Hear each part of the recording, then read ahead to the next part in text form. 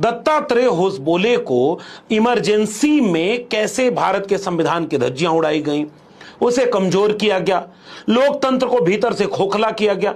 इस पर भाषण देने के बीच याद आया, और ऐसे ही आरएसएस के लोगों को याद नहीं आता, 100 साल तक उस विचारधारा ने इस देश को कैसे हिंदू राष्ट्र बनाया जाए, मनुस्मृति का राष्ट्र बनाया जाए, मुट्ठी भर वर्चस्वशाली लोगों के हाथ में पूरी ताकत रहे, सांस्कृतिक और सामाजिक तौर पर वर्ण और जाति व्यवस्था को स्थिर बनाया जाए, इसको लेकर के एक स्पष्ट विचार रखता है।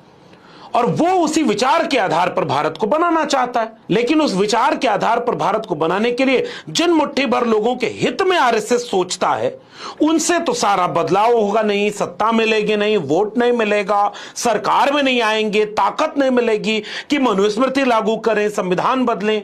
तो वो चुनावी लोकतांत्रिक प्रक्रिया में छद्म दिखावे के रूप में जाति, धर्म, भाषा, संविधान, धर्मनिरपेक्षता, समाजवाद, इस तरह के मूल्यों पर एक अच्छा चेहरा सामने रखते हैं, ताकि भीतर से गोडसे, गोलवलकर, हेडगवार, सावरकर, दीनदयाल उपाध्याय, श्यामा प्रसाद मुखर्जी, इन सब के विचारों का भारत बना सके। दत्तात्रेय होसबोले के बयान को मैं इसी रूप में देखता हूं, लेकिन इसका विश्लेषण बहुत जरूरी है। इसको जरा आखिरी तक एक एक चीज समझिएगा कि क्या वाकई बाबा साहब डॉक्टर अंबेडकर धर्मनिरपेक्षता और समाजवाद शब्द के विरोधी थे? क्या बाबा साहब अंबेडकर नहीं चाहते थे कि भारत के संविधान में धर्मनिरपेक्षता और समाजवादी मूल्य स्थापित हों?